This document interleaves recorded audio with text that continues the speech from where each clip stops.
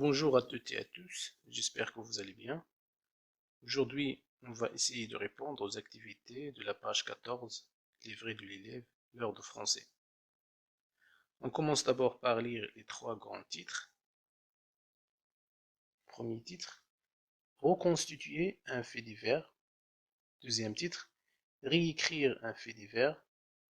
Le troisième titre, rédiger un fait divers en utilisant un canevas. Maintenant, on va essayer d'expliquer les titres un par un. Le premier titre, reconstituer un fait divers. Alors, que signifie reconstituer un fait divers? Reconstituer, c'est retrouver les éléments qui composent un ensemble. Deuxième titre, réécrire un fait divers, ça veut dire écrire le fait divers de nouveau.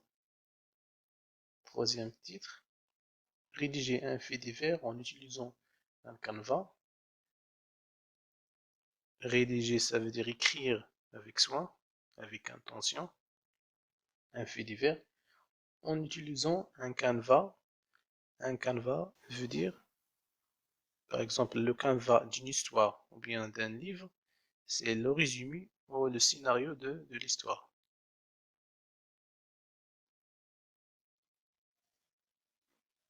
Maintenant, suivez sur vos livres.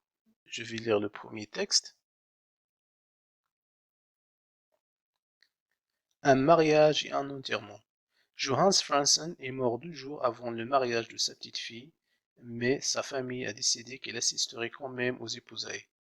Le défunt a ainsi été conduit dans son cercueil jusqu'à l'église pour assister à la cérémonie, d'autant plus que cet ancien jardinier néo-zélandais, père de 2 enfants, est mort en célébrant son 79e anniversaire, rapporte l'agence New Zealand Press Association. Les choses ne pouvaient pas en effet se terminer ainsi, et la famille a tenu à ce qu'il assiste à une autre fête 48 heures plus tard. D'après Aujourd'hui le Maroc, lundi 5 mai 2003. Je répète la lecture. Un mariage et un enterrement. Johannes Franssen est mort 12 jours avant le mariage de sa petite fille, mais sa famille a décidé qu'elle assisterait quand même aux épousailles. Le défunt a ainsi été conduit dans son cercueil jusqu'à l'église pour assister à la cérémonie.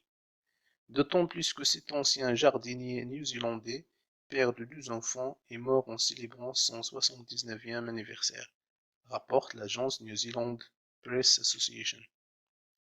Les choses ne pouvaient pas en effet se terminer ainsi, et la famille a tenu à ce qu'il assiste à une autre fête 48 heures plus tard. D'après Aujourd'hui le Maroc, lundi 5 mai 2003.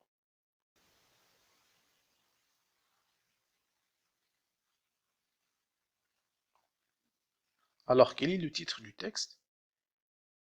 Le titre du texte est Un mariage et un enterrement. Et quelle est la source du texte?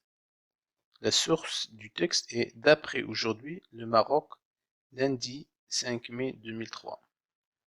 Quel est le genre du texte? Le texte est un fait divers.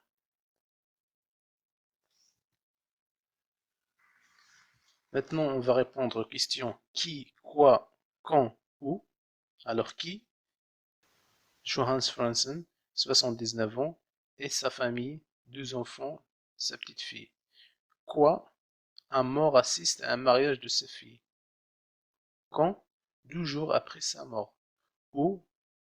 Au New Zealand.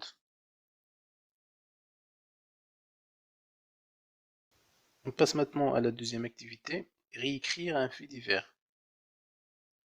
Ici, dans cette activité, on a un fait divers en désordre. On va essayer de les réécrire en respectant l'ordre chronologique des événements.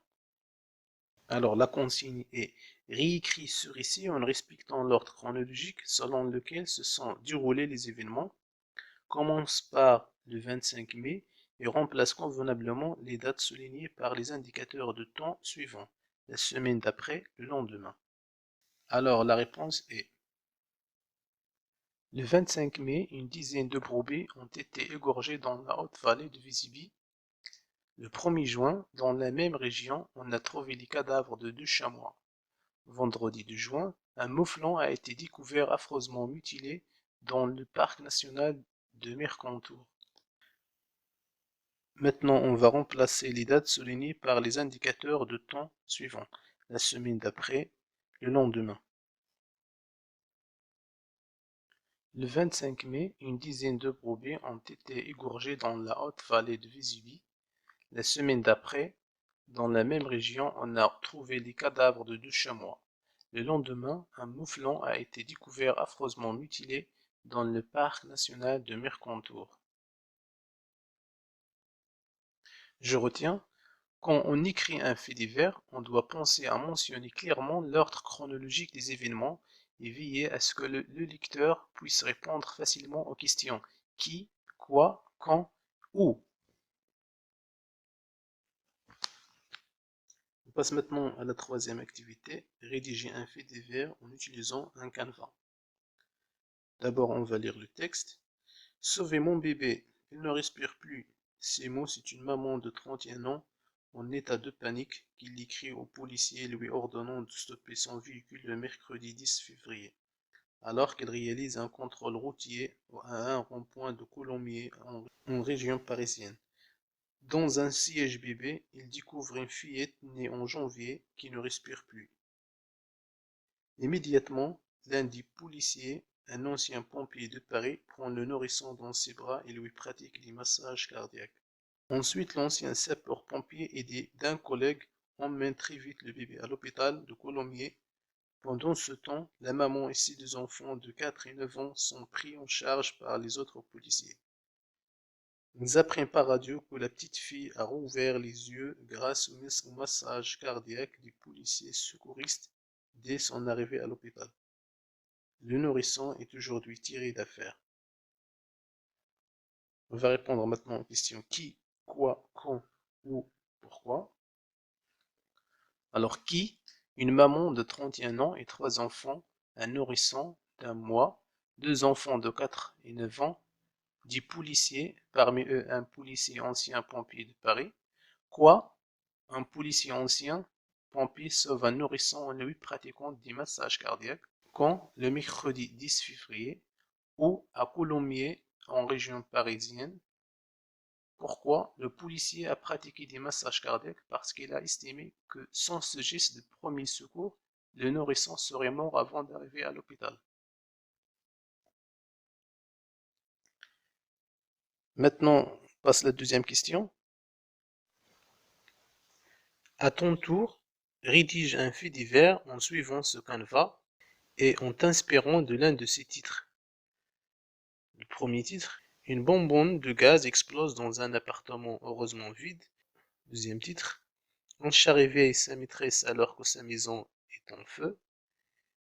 Troisième titre, un jeune garçon sauve un baigneur qui allait se noyer. Pour répondre à cette question, on a choisi le premier titre, une bonbonne de gaz explose dans un appartement heureusement vide. Alors voici un exemple de production.